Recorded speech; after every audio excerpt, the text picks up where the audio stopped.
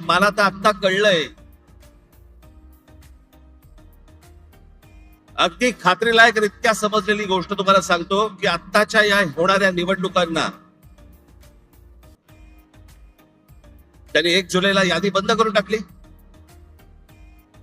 त्याच्या अगोदर काही काम म्हणजे विधानसभेला तर होतेच भरलेले, त्याच्यानंतर जवळपास 96 लाख खोटे मतदार महाराष्ट्राच्या यादीत भरलेत. मुंबईमध्ये असेच 8-8.5 लाख, 10 लाख, ठाण्यामध्ये असेच 8-8.5 लाख, पुण्यामध्ये भरलेत, नाशिकमध्ये भरले, प्रत्येक शहरांमध्ये, प्रत्येक गावागावामध्ये भरलेले आहेत.